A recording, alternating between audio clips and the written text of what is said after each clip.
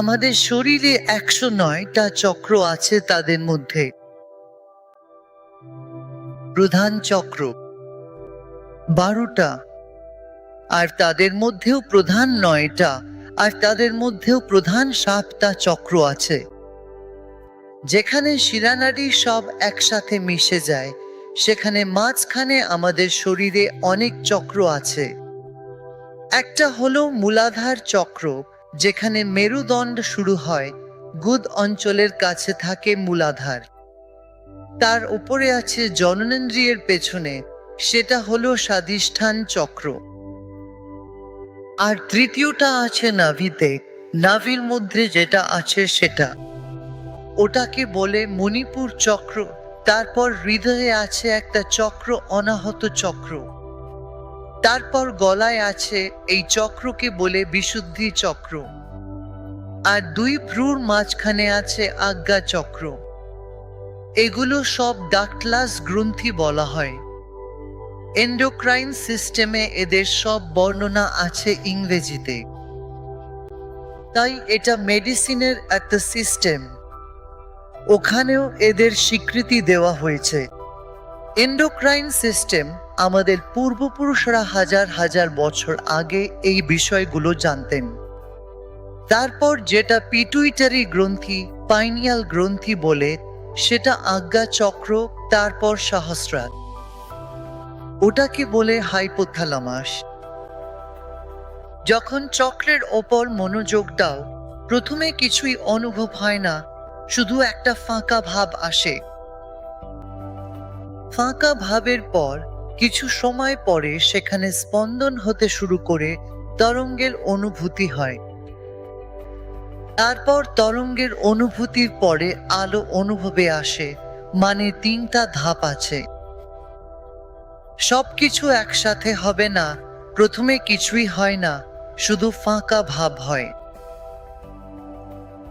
আপনারা যারা অনেকদিন ধরে ধ্যান করছেন, তারা নিশ্চয়ই বসার সময় কিছু কম্পন বা তরঙ্গ অনুভব করেছেন। কাদের এমন হয়, হাত তুলুন তো। তারপর সেই তরঙ্গ বদলে গিয়ে আবার জ্যোতিরূপে পরিণত হয়। বাড়িতে কেউ ঘুমাচ্ছে, তাদের মাথার ওপরে 12 আঙুল দূরত্বে এমন ভাবে হাত রাখুন, তাদের নাম নিন বা শুধু হাত রাখুন, তাহলেই তারা জেগে উঠবে। তাদের ছোঁয়ার কোনো দরকার নেই। আমাদের সূক্ষ্ম শরীর 12 আঙুল দূরত্বে শেষ হয়। মন এতটাই বড। এটাকে বিজ্ঞানীরা এখন কিলিয়ান ফটোগ্রাফি ইত্যাদি ব্যবহার করে তোমার আভামণ্ডলের ছবিও তুলতে পারে।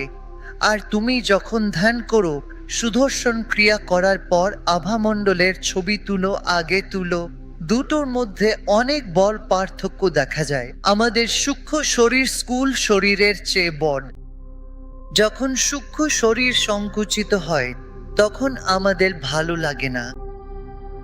ভাই, যখনই তোমার ভালো লেগেছে বা খুশি অনুভব করেছো, তখন তার সাথে আর কি অনুভব করেছো? মনে হয়েছে কিছু একটা অভিজ্ঞতা যেন কিছুটা ছড়িয়ে পড়ছে। আর যখন দুঃখ হয়, তখন কি অনুভব করো? যেন কিছু একটা সংকুচিত হয়ে গেছে, যেন কোনো জিনিস সংকুচিত হওয়া অনুভব করো। এই জিনিসটাই যেটা সংকুচিত হয় আর ছড়িয়ে পড়ে, এটাই আমাদের মন, এটাই আমাদের চেতনা। তাহলে বুঝে নাও, আত্মহত্যা করে জানো কি হয়? তাদের মন সংকুচিত হয়ে যায়, তখন শরীরটা আর থাকার জন্য ভালো লাগে না। আরে ভাই, কিছু না, একটু ফু দাও, প্রাণায়াম করো, বস্ত্রিকা করো, দেখো তোমার সূক্ষ্ম শরীর আবার ফিরে আসবে, সব আবার স্বাভাবিক হয়ে যাবে। এই বিজ্ঞান না জেনে আমরা কতজন আত্মহত্যা করছি। মানে তোমার জ্যাকেট যদি খুব টাইট হয়, তুমি কি সেটা থেকে বেরোতে চাও না? তোমার সোয়েটার হোক, শার্ট হোক বা কোনো জ্যাকেট যদি খুব টাইট হয়, তাহলে তুমি কি করবে? আরে এটা থেকে বেরিয়ে আসো, মুক্তি চাই। ঠিক এইভাবেই মন সংকুচিত হলে মনে হয় শরীর থেকে বেরিয়ে যায়। এই কারণেই লোকে আত্মহত্যা করে। প্রাণায়াম, ধ্যান বা ক্রিয়া করলে সূক্ষ্ম শরীর শক্তিশালী হয়ে স্বাভাবিক অবস্থায় ফেরে। তখন আর কেউ আত্মহত্যা করে না।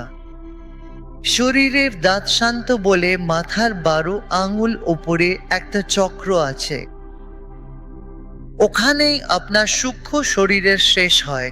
কিন্তু এখন সাধনার মাধ্যমে যদি সেটাকে বানান, তাহলে আপনার সূক্ষ্ম শরীর ও কারণ শরীর অনেক বড় হয়ে যায়। এটাই ঈশ্বর সাক্ষাৎকার, যখন স্থূল শরীর থেকে সূক্ষ্ম শরীরে, সূক্ষ্ম শরীর থেকে নিজের কারণ শরীরে পৌঁছান, যার বিস্তার সর্বত্র। যেমন টেলিভিশন, এর যে তরঙ্গ, সেই তরঙ্গ কি শুধু আপনার বাড়ির ঘরে আছে নাকি সর্বত্র আছে? সেই তরঙ্গ তো সর্বত্র বিস্তৃত। ঠিক তেমনি আমাদের ভেতরেও যে চেতনা, বস্তুরূপে শরীর তৈরি হয়েছে, সূক্ষ্মরূপে মন তৈরি হয়েছে এবং কারণরূপে তরঙ্গের মতো সর্বত্র বিস্তৃত হয়েছে। এই কারণেই এই দেশে মন্ত্রকে খুব গুরুত্ব দেওয়া হয়েছে। এক ওঙ্কার সত্য নাম, ভরতপূরক এক ওঙ্কারই সত্য নাম, এটাই অস্তিত্বে রয়েছে। এই শব্দটি তুমি শুনতে পারো, এক হবে। দুনিয়ার প্রতিটি কণায় ওঙ্কার আছে। শুধু দুনিয়া নয়, পুরো বিশ্ব ব্রহ্মাণ্ডের প্রতিটি কণাতেই ওঙ্কার আছে। এখন শঙ্কর বলছেন, প্রণবাদী সমুচার্য, যে ওঙ্কারের উচ্চারণ করো, সেটা করতে করতে করতে তোমার মন তাতে লাইদ হয়ে যা, তাহলে তুমি ভৈরবকে লাভ করবে। ভৈরব অবস্থা একেবারে শূন্য হয়ে যাবে। তাহলে ওঙ্কারের ধ্বনি,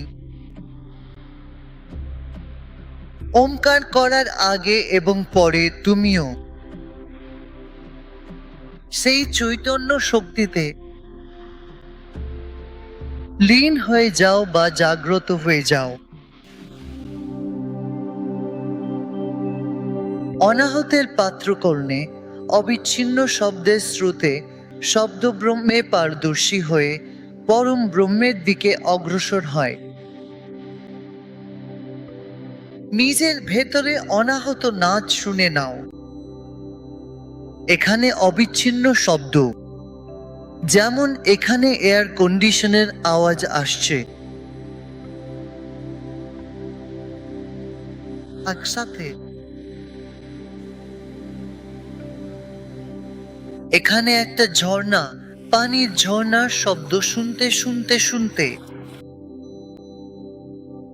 যখন মানুষ আত্মহত্যা করতে যায়, যখন মানুষ পানিতে ঝাঁপ দিতে যায়, তখন কম মানুষই মারা যায়। জানো কেন? কারণ ওখানে পানির ধারে গিয়ে বসতেই বা দেখতেই মনে কিছু একটা হতে শুরু করে, মনটা কিছুটা শান্ত হয়ে যায়। তাই পুকুর বা নদীতে নিজেকে মারার সংখ্যা খুবই কম, পাখার সাথে ঝুলে আত্মহত্যা করার সংখ্যা বেশি। জলের উৎসের পাশে বসে তার ধারার খল খল শব্দ শুনতে থাকো।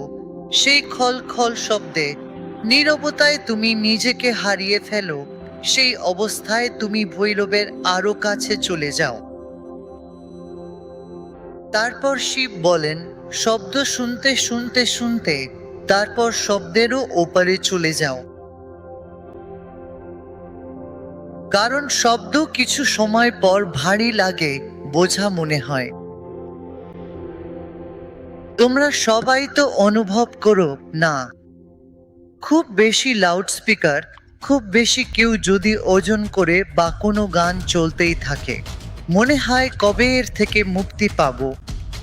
আমরা যতটা সংবেদনশীল হই, ততটাই সূক্ষ্ম শব্দ আমাদের ভালো লাগতে শুরু করে।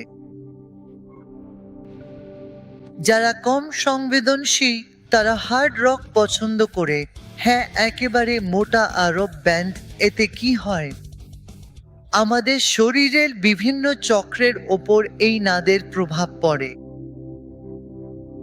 স্পাইনের বেসে প্রথম চক্রে রক ব্যান্ডের প্রভাব পড়ে,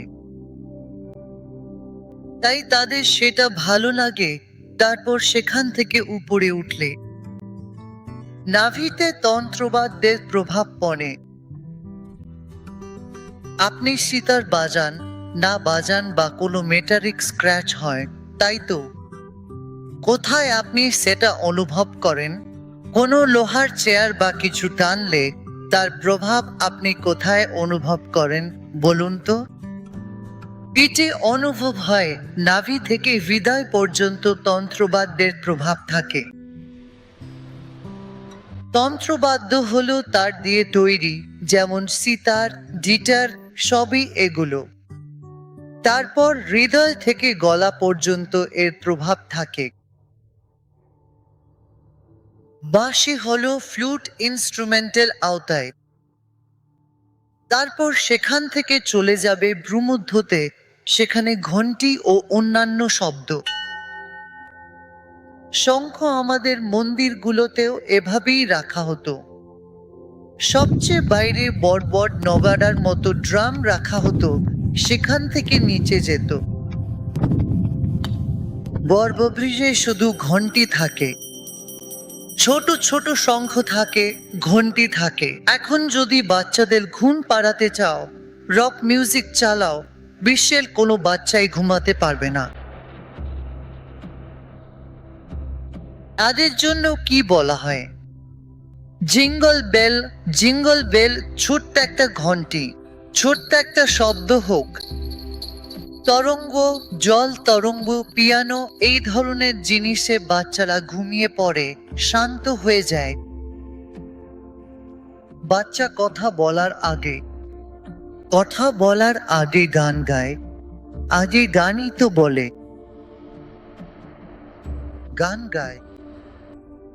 প্রত্যেক মানুষ জীবনে গান গায়। শাওয়ারের নিচেও হোক, গান গায়। সঙ্গীতও একটা মাধ্যম। এখানে শিব সঙ্গীতের মাধ্যমে তুমিও পারো।